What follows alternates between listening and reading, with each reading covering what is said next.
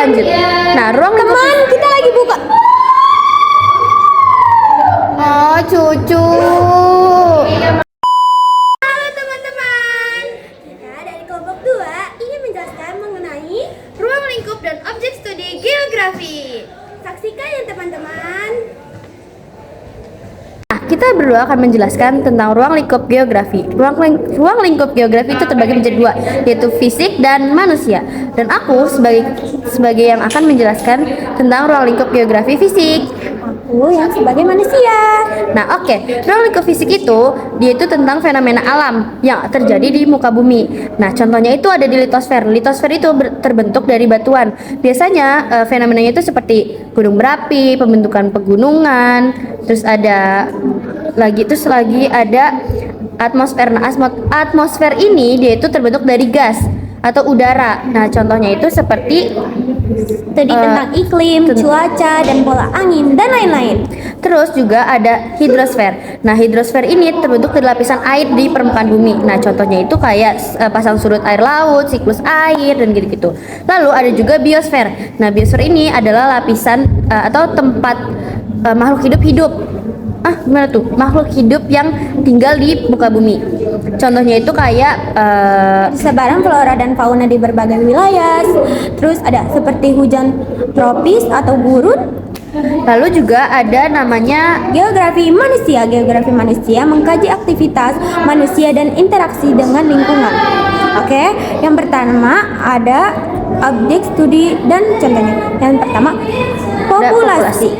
Populasi itu industri, kepadatan, dan pergerakan penduduk. Contohnya studi tentang migrasi penduduk dari desa ke kota, atau biasa disebutnya urbanisasi. yes. Terus Nah, yang kedua, ekonomi. Aktivitas ekonomi dan sumber daya alam yang mempengaruhi kehidupan manusia. Contohnya studi tentang lokasi industri, pola pertanian, dan rute perdagangan internasional. Nah, yang ketiga, budaya, bahasa, agama, dan adat istiadat yang mempengaruhi cara hidup manusia.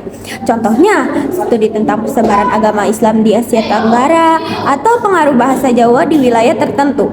Nah, yang terakhir, politik. Pembagian wilayah, perbatasan, dan konflik antar negara. Contohnya studi tentang perbatasan negara, pembentukan wilayah administratif, atau konflik geopolitik. Nah, itu. Nah, berikut kita akan menjelaskan salah satu contoh dari beberapa yang tadi telah kita sebutkan. Iya. Nah, pertama yang aku akan jelaskan itu aku akan ambil satu aja, yaitu dari litosfer. Nah, litosfer ini tadinya kan terbentuk dari batuan-batuan. Nah, fenomenanya itu biasanya ada pembentukan gunung dan gempa bumi atau gunung meletus. Nah, aku akan menjelaskan gunung meletus. Nah, gunung meletus ini kenapa sih bisa terjadi? Nah, gunung meletus ini terjadi karena ada endapan di magma atau di dapur gunung yang terdorong oleh gas bertekanan tinggi. Sehingga dia mencari celah naik ke permukaan dan mengakibatkan adanya letusan gunung berapi. Nah, bisa juga ini tuh disebabkan oleh gempa bumi yang sering terjadi juga. Itu jadi salah satu faktornya. Terus ada juga salah satu contohnya adalah persebaran flora dan fauna. Nah, flora dan fauna itu terbagi menjadi dua bagian, yaitu terpisah oleh garis Weber and Wallace, ya kan guys. Nah, Weber and Wallace ini tuh ada 3 titik atau 3 bagian yang kepisah, yaitu ada wilayah barat yaitu Asiatis, lalu wilayah tengah adalah peralihan atau Wallace, dan paling timur yaitu Australias. Gitu guys.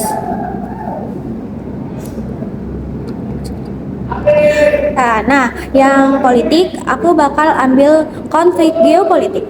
Konflik geopolitik tercakup ada 7 alasannya. Kenapa sih? Persaingan sumber daya alam, kepentingan ekonomi, pengaruh politik, batas wilayah, ideologi, keseimbangan kekuatan, dan sejarah. Konflik geopolitik dapat memiliki dampak yang signifikan pada stabilitas global, ekonomi, dan keamanan. Oleh karena itu, penting untuk memahami penyebab dan dinamika konflik geopolitik untuk mencari solusi yang efektif. Studi tentang persebaran agama Islam di Asia Tenggara. Penyebaran agama Islam di Asia Tenggara terjadi karena beberapa faktor, antara lain perdagangan dan pelayaran, misi dakwah, pengaruh politik, kultur dan tradisi. Yang kelima, jaringan sosial. Penyebaran agama Islam di Asia Tenggara juga mempengaruhi oleh faktor-faktor lain seperti kedekatan geografi dan keterbukaan masyarakat. Dengan demikian, agama Islam dapat berkembang dan menjadi salah satu agama utama di Asia Tenggara. Rute perdagangan internasional terjadi karena beberapa alasan juga, antara lain kebutuhan akan barang dan jasa, perbedaan sumber daya, penghematan biaya, peningkatan efisiensi, peningkatan pendapatan, dan kerjasama ekonomi. Rute perdagangan internasional juga dipengaruhi oleh faktor-faktor lain seperti geografi, infrastruktur, kebijakan perdagangan, dan teknologi. Dengan demikian, rute perdagangan internasional dapat membantu meningkatkan pertumbuhan ekonomi dan kesejahteraan masyarakat di negara-negara yang terlibat. Nah, gimana penjelasan dari kita berdua? Sudah cukup jelas belum? Nah, kalau menurut kalian belum jelas, kalian bisa cari di platform-platform internet lainnya supaya kalian bisa lebih jelas dan lebih paham tentang materi yang kita jelaskan. Nah, betul banget. Nah, kayaknya cukup sekian dari kita berdua. Wassalamualaikum Warahmatullahi wabarakatuh. Terima kasih. Bye.